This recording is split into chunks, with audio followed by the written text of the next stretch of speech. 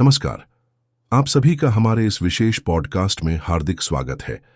आज हम आपको एक ऐसी कथा सुनाने जा रहे हैं जो हिंदू धर्म के पुराणों में वर्णित एक रोचक और गूढ़ रहस्य से जुड़ी है।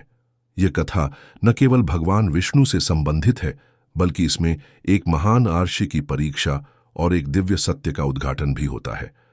आपने सुना होगा कि महर्षि भृगु ने भगवान विष्णु की छाती पर लात मारी थी, लेकिन क्या आपने कभी सोचा है कि ऐसा क्यों हुआ? एक महान ऋषि जो ज्ञान और तपस्या में अग्रणी थे, उन्होंने भगवान विष्णु के साथ ऐसा व्यवहार क्यों किया? आज हम आपको इस रहस्य की गहराई तक ले चलेंगे ताकि आप इस कथा का वास्तविक संदेश समझ सकें। यह कथा सतयुग की है, जब धरती पर धर्म की प्रतिष्ठा और आर्षि मुनियों का बड़ा आदर था। देवताओं और असुरों के बीच लगातार संघर्ष होता रहता था और सभी देवता अपने अपने आराध्य देव की पूजा करते थे। इसी दौरान एक बहुत बड़ा प्रश्न उठा, तीनों प्रमुख देवताओं में सबसे श्रेष्ठ कौन है? हिंदू धर्म में ब्रह्मा, विष्णु और महेश तीनों देवताओं का बहुत महत्व है।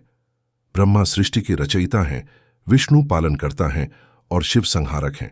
लेकिन जब यह प्रश्न उठा कि इन तीनों में सबसे महान कौन है, तो ऋषियों और देवताओं के बीच एक मतभेद हो गया।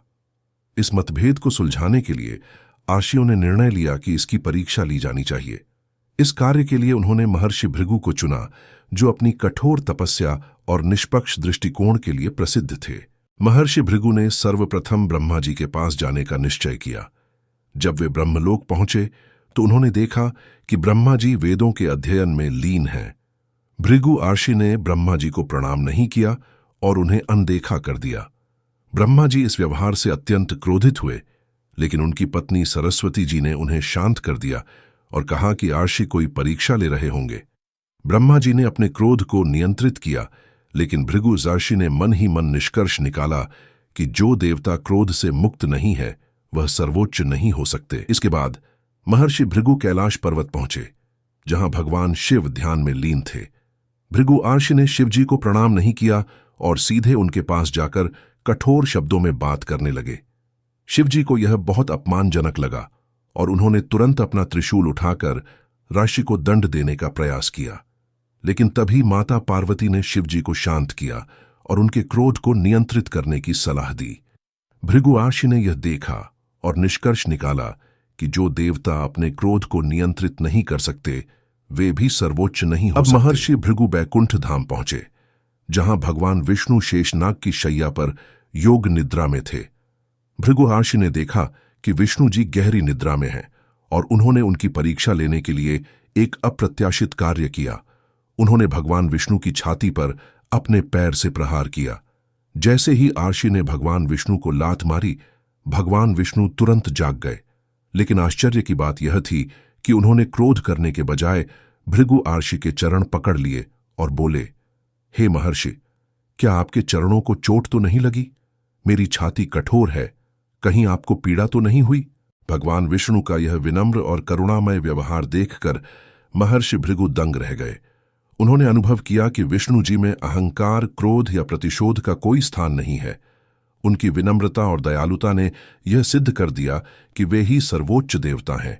यह कथा केवल एक ऐतिहासिक घटना नहीं है, बल्कि इसके पीछे एक गहरा आध्यात्मिक संदेश छिपा हुआ है। जब किसी व्यक्ति के अहंकार की परीक्षा ली जाती है, तो उसकी वास्तविक प्रकृति सामने आती है। भगवान विष्णु का यह व्यवहार हमें सिखाता है कि सच्ची महानता शक्ति में नहीं, बल्कि विनम्रता और सहनशीलता में होती है। जब कोई व्यक्ति दूसरों के क्रोध या अपमान का उत्तर क्रोध से नहीं देता, बल्कि प्रेम और दया से देता है, तो वह सच्चे अर्थों में दिव्यता को प्राप्त करता है। महर्षि भृगु का यह परीक्षण हमें यह भी सिखाता है कि किसी की महानता उसकी शक्ति से नहीं, बल्कि उसकी सहनशीलता, प्रेम और करुणा से मापी जाती है। विष्णु जी ने यह प्रमाणित कर दिया कि वे न केवल पालन करता हैं, बल्कि सहनशीलता और दया के प्रतीक भी। इस परीक्षा के बाद महर्षि भृगु को अपनी गलती का एहसास हुआ। उन्होंने भगवान विष्णु से क्षमा मांगी और अपने अहंकार का त्याग किया।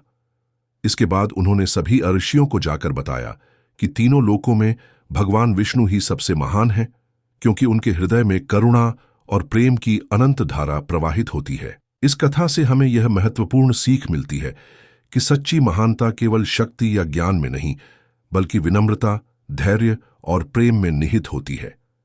जब हम किसी के अपमान या कठोरता का उत्तर सहनशीलता और प्रेम से देते हैं, तो हम वास्तविक रूप से महान बनते हैं। आज के समय में भी, जब अहंकार, गुस्सा और प्रतिस्पर्धा बढ़ रही है, हमें भगवान विष्णु के इस गुण से सीख लेनी चाहिए कि विनम्रता ही वास्तविक शक्ति है। अगर हम अपने जीवन में इस सिद्धांत को अपनाते हैं, तो न केवल हम आध्यात्मिक रूप से उन्नति करेंगे, बल्कि हमारे संबंध भी मधुर और मजबूत बनेंगे। मजबूत